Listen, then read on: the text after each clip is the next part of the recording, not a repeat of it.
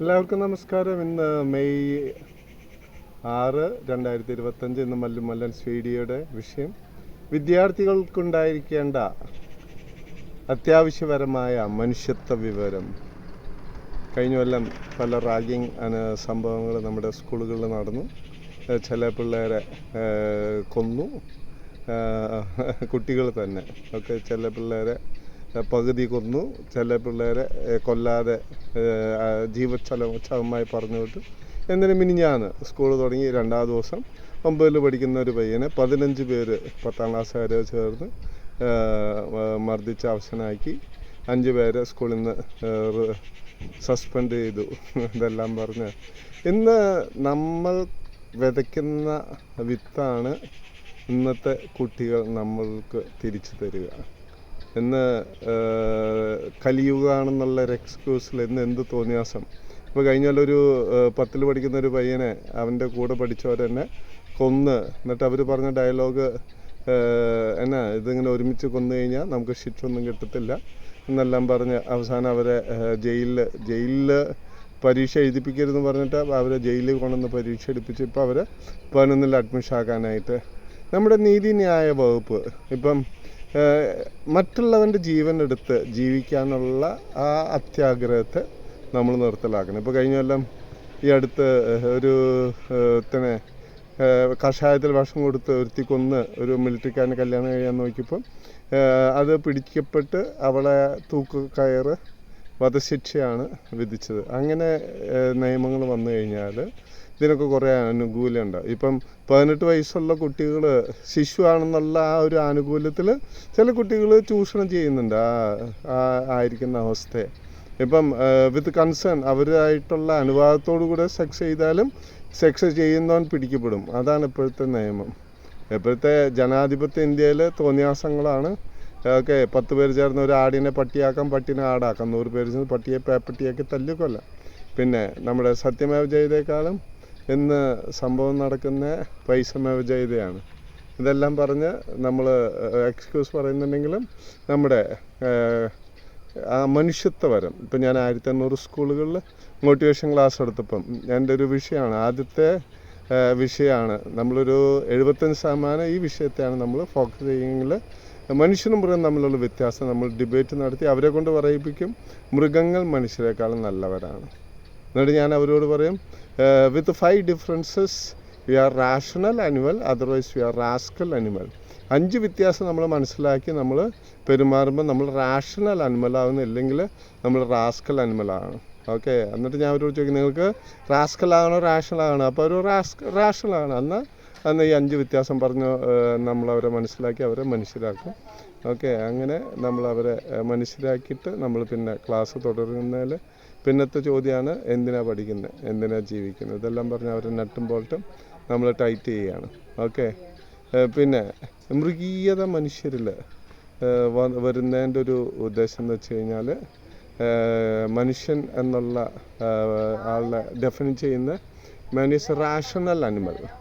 ഈ റാഷണാലിറ്റി ഇല്ലെങ്കിൽ അവൻ തനി അനിമലാണ്. ഞാനെന്താ അവരോട് പറയും, ഇന്നത്തെ മനുഷ്യരുടെ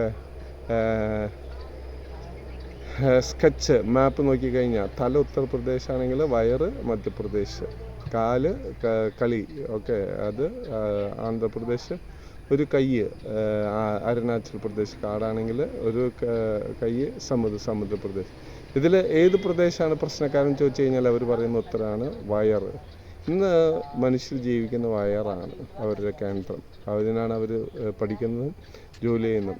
ഈ 99% ഇന്ന് മനുഷ്യർ വയറിനെ ദൈവമാക്കിയിട്ട് ജീവിക്കുമ്പം അവരുടെ പൾസിൽ വർക്ക് ചെയ്യുന്ന ഒരു മൃഗീയതയാണ്.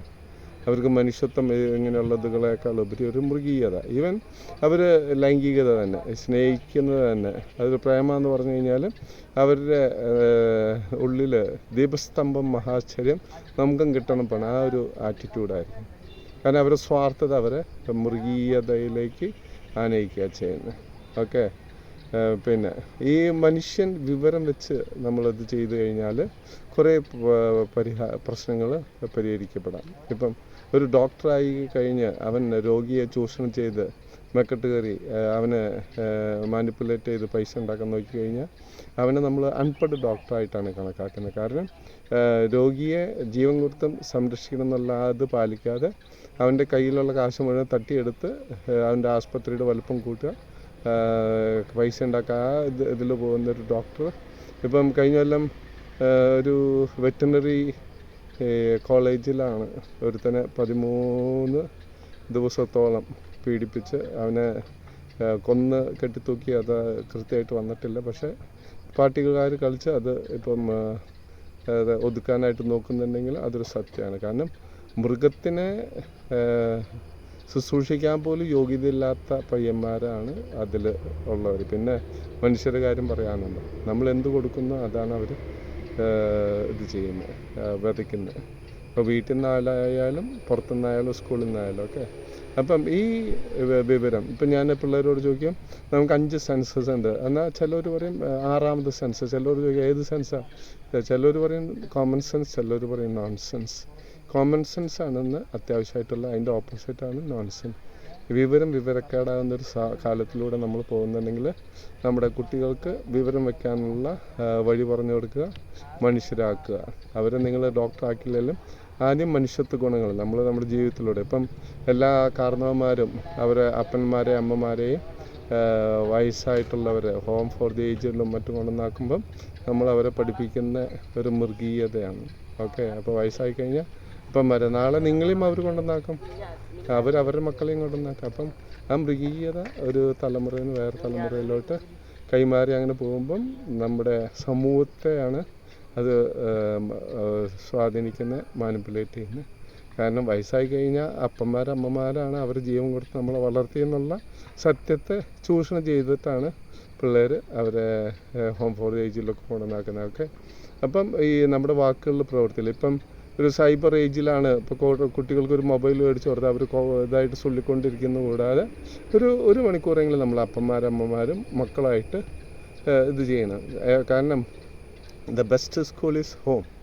ഓക്കെ, അത് കഴിഞ്ഞിട്ടാണ് പാരൻസ് ടീച്ചേഴ്സും ഇതൊക്കെ വരുന്നത്. ഓക്കെ, അപ്പം നമ്മുടെ കുട്ടികൾ നാളെ നമ്മുടെ ഫലമായിട്ട് ഭൂമിയിൽ ജീവിക്കേണ്ട ഉത്തരവാദിത്വം നമ്മളാണ്. ഓക്കെ, പിന്നെ സ്കൂളുകളിലായാലും നമ്മൾ ഇത് ചെയ്യണം. പിന്നെ ഇപ്പം ഒരു മുസ്ലിം പയ്യന് 15 വയസ്സുള്ളൊരു പയ്യനെ 10ൽ പഠിക്കുന്നവനെ കൂട്ടുകാരൊക്കെ കൊന്ന് ആ സമയത്ത് അവൻ്റെ നിസ്സഹായതയാണ് നമുക്ക് കാണാൻ കഴിഞ്ഞെങ്കിൽ. എന്നാൽ എറണാകുളത്ത് ഒരു ജെംസ് സ്കൂളിൽ പഠിച്ച് അവിടുന്ന് മാറി ഗ്ലോബൽ സ്കൂളിലോട്ട് മാറിയൊരു വേറൊരു പയ്യൻ അവൻ്റെ കാരണവന്മാരായിട്ട് കമ്മ്യൂണിക്കേറ്റ് ചെയ്ത് അവസാനം ഈ ജെംസ് സ്കൂളിൽ കുറേ നാൾ അവനൊറ്റയ്ക്ക് ഇരുത്തി പണിഷ് ചെയ്തെങ്കിൽ ഈ സ്കൂളിൽ വന്നിട്ട് അവർ ചൂഷണം ചെയ്ത് അവനെ റാഗിങ് ചെയ്ത് അവസാനം അവൻ തൂങ്ങി മരിക്കുക ചെയ്യുന്നത്. പക്ഷേ അവൻ കാരണവന്മാരായിട്ട് കമ്മ്യൂണിക്കേറ്റ് ചെയ്തിരുന്നു, അവരതിനനുസരിച്ചുള്ള കംപ്ലയിൻറ്റ് ചെയ്തിരുന്നു. പക്ഷേ അതിനനുസരിച്ചിട്ടുള്ള എല്ലാ ഗൈഡൻസും ഒരു സ്കൂളിൻ്റെ ഭാഗത്തുനിന്ന് അവരെടുത്തിട്ടില്ല എന്നതാണ് സത്യം. ഓക്കെ, പിന്നെ ഈ ഒരു സ്കൂളുകളിൽ നമ്മുടെ കുട്ടികൾക്ക് പോസിറ്റീവായിട്ടുള്ള സാഹചര്യം അല്ലെങ്കിൽ നമുക്ക് ചെയ്യാവുന്ന വലിയൊരു ഓപ്പൺ സ്കൂളുകൾ അവരെ പഠിപ്പിക്കുക. ഓക്കെ, ഇപ്പം ഞാൻ പള്ളിയിൽ അച്ഛനായിരുന്നെങ്കിൽ അച്ഛനായി മക്കളെ ഉണ്ടാക്കിയ അവർ മിക്കവരും സ്കൂളിലോട്ട് വിടല്ല, അവരെ സ്കൂളുകളിൽ വിടാതെ ഓപ്പൺ സ്കൂളുകൾ തുറന്ന ഇതിൽ ഇപ്പം 101 ചോദ്യങ്ങളിൽ അഭിനയിച്ച ഒരു പയ്യൻ അങ്ങനെ വളർന്നു വന്നവൻ സ്കൂളിൽ പോയിട്ടില്ലെങ്കിൽ അവൻ കോളേജുകാർക്ക് വരെ ക്ലാസ് എടുക്കുന്ന വലിയൊരു അത്ഭുതമായിട്ട് മാറിയിരിക്കുകയാണ്. ഓക്കെ, അപ്പം നിങ്ങൾക്കൊരു പോസിറ്റീവായിട്ടുള്ള സാഹചര്യം നമുക്ക് കണ്ടില്ലെങ്കിൽ ഈ മൃഗീയമായിട്ടുള്ള പിള്ളേരുടെ ഇടയിൽ നമ്മുടെ മക്കളെ തള്ളിയെറിഞ്ഞ് രക്തസാക്ഷികളാക്കാതെ ഓപ്പൺ സ്കൂൾ നമുക്ക് ചൂസ് ചെയ്യാവുന്നതാണ്. Okay, after all your child is right is your right. Okay, അപ്പം അത് വിവരം വെച്ച് നമ്മൾ ചൂഷണം ചെയ്യുക. ഓക്കെ, ഇപ്പം ഞാൻ എൻ്റെ സ്കൂളുകളിൽ നടത്തിയിട്ടുള്ള മോട്ടിവേഷൻ ക്ലാസ്സിൻ്റെ ലൈവ് വീഡിയോസ് കാണാനായിട്ട് സേവാ സമാജ് ഇന്ത്യ യൂട്യൂബിൽ പോകുക, ഞങ്ങളുടെ ലൈവ് വീഡിയോ കാണുക, മക്കളെ കേൾപ്പിക്കുക. പറ്റുമെങ്കിൽ നിങ്ങളുടെ മക്കൾ പഠിക്കുന്ന സ്കൂളുകളിൽ നമ്മൾ 12 വരെയുള്ള കുട്ടികളെയാണ് നമ്മൾ ഫോക്കസ് ചെയ്യുന്നുണ്ടെങ്കിൽ നമ്മൾ Christ college Irinjalakuda, Christ college university ബാംഗ്ലൂരിൽ 4-5 പ്രാവശ്യം MSWകാർക്ക് ക്ലാസ് എടുത്തിട്ടുണ്ട്. ഓക്കെ, അങ്ങനെയുള്ളവർക്ക് ഇപ്പം NS ക്യാമ്പുകൾ നമ്മൾ ക്ലാസ് എടുക്കാറുണ്ട്. ഓക്കെ, അപ്പോൾ നമ്മൾ സേവനമാണ് നമ്മൾ പഠിപ്പിക്കുന്നത്.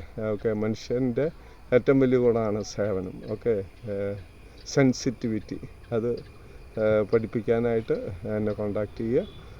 8891035384. പിന്നെ നമ്മൾ കൗൺസിലിംഗ് ചെയ്യാറുണ്ട്. ചില സൈക്കാട്രിസ്റ്റ് പോലും തോറ്റ കേസുകൾ നമ്മൾ കൈകാര്യം ചെയ്യണം. ഷെയർ ചെയ്യുക, ഓക്കെ, വിവരം പകർന്നു കൊടുക്കുക. Thank you, best wishes.